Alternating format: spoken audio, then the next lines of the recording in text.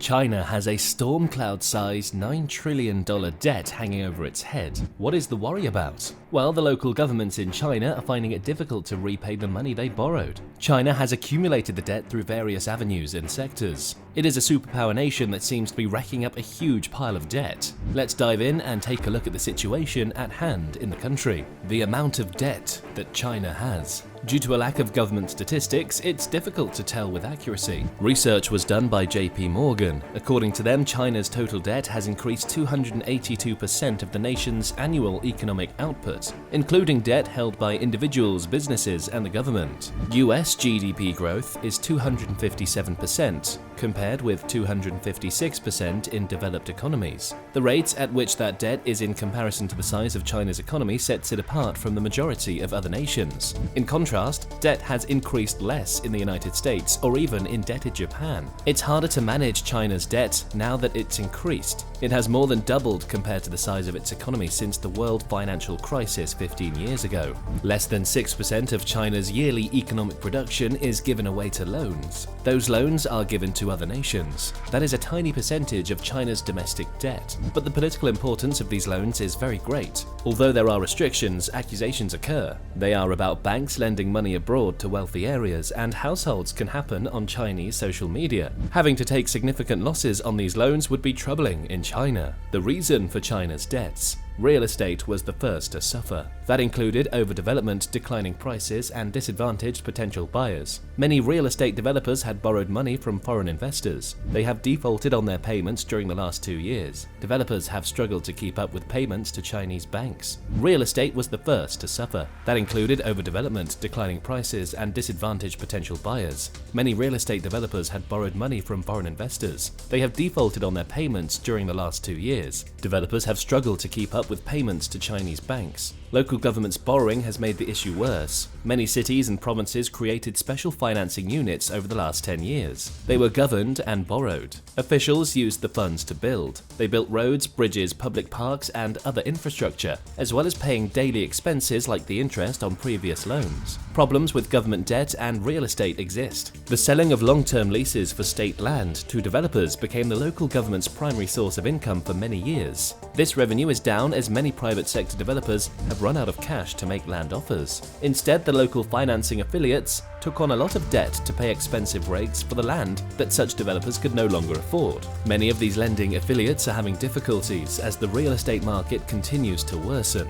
That debt has built up. The credit rating company, Fitch Ratings, did the rating. They said that local government's debts are 30% of China's annual economic output. There may be some double counting because local governments borrow and then transfer their debt to their financing units, which means that their related finance units owe debt like 40 to 50% of the country's GDP. What is the health of Chinese companies? China is borrowing more money at a high pace, but the rate at which its businesses are borrowing is what should worry us. The ratio of non-financial sector debt to GDP has increased since 2008. Companies took on low-cost loans, encouraged by government calls to boost economic growth. 2/3 of corporate debt is held by China's big state-owned companies, most of which are ineffective and unprofitable. Borrowers are struggling to make their loan payments. Bad debts have increased on bank books. There are about 1.5 trillion yuan non-performing loans at China's commercial banks, but analysts claim that lenders use many strategies to hide the actual amount.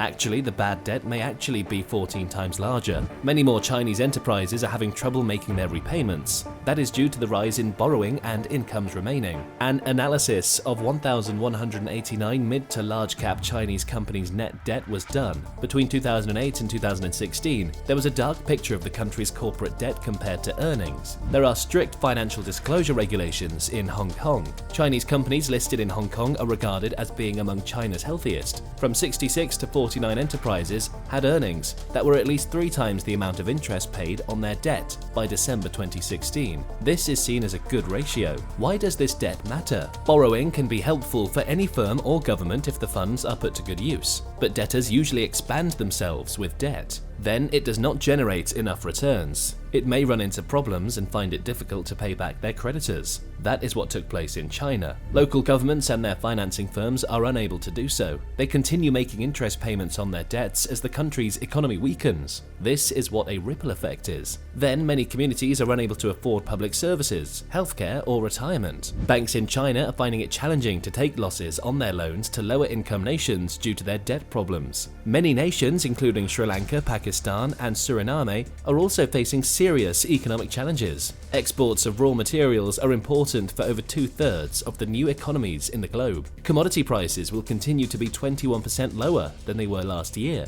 This was according to a World Bank prediction made in April. Only 5% of China's global lending portfolio in 2010 went towards helping struggling borrowers. This was done by Bradley Parks, Executive Director of Aid Data at William and Mary, a college in Williamsburg, Virginia. The current percentage is 60%. The Western hedge funds also brought some of these nations bonds. China is by far the largest sovereign lender to developing nations. The interest rates on the bonds are often fixed. Many of the world's poorest governments will continue to spend much on debt repayment, only if little is done to lower their burden. They should be diverting funds that could be used for hospitals, clinics, and other services. The situation in China's poorest province. China's poorest province is covered with half-built streets and apartment buildings. This is a symbol of the growing financial crisis. The municipalities around China are facing this. There are many unfinished projects. In Zunyi, it is a city of 6.6 million people in mountainous Guizhou province. The Fengshin motorway closed after building paused 4 years ago. Highways aren't the only unfinished projects in China. The houses and tourist attractions are also unfinished. This shows the severe debt problem many local governments there are experiencing. This is after years of credit-fueled stimulus to boost growth. Looks like the model is no longer useful, with the central government looking reluctant and maybe unable to adopt that playbook. This is even after the post-pandemic recovery. Decades of urbanization have reduced the demand for more infrastructure. This makes it hard to find projects to invest in and push down returns on investment. After a property decline, the income for governments also decreased. The building crisis in Guizhou. The province took out loans to pay for airports and other facilities.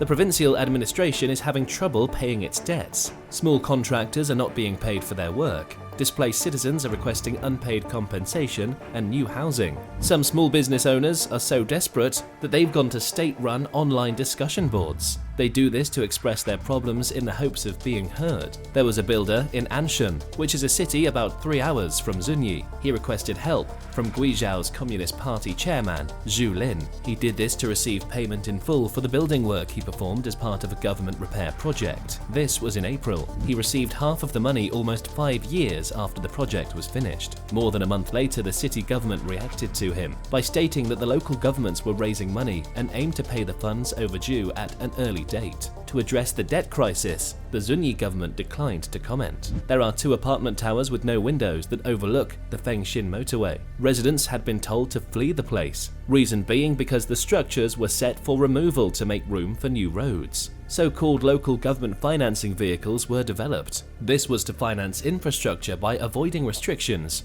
on municipal authorities. They were issuing bonds in the market. This is also at the center of China's debt issue. Is there any way to resolve this? There are no easy solutions for China's internal debt problem. The nation needs to move away from national security spending. They should also do government construction projects. This will favor the economy. The main focus will be on consumer spending and services. The existing economic priorities are protected by strong constituencies. These are in Beijing and other capitals of China. Miss Yellen will make an effort to gain more knowledge. These will be about China's economic intentions, but she has limited ability to affect them. The repayment of loans that were about to expire was pushed back to 20 years by 21 Chinese banks last winter. The banks made a statement. They said that for the first 10 years, only interest payments, not principal, were required to be made. But such an arrangement resulted in big losses for the banks. Every province in China has local financing units that are experiencing issues. It will be hard to fix the debt issue facing developing nations. According to Mark Sobel, a former long-serving US Treasury official,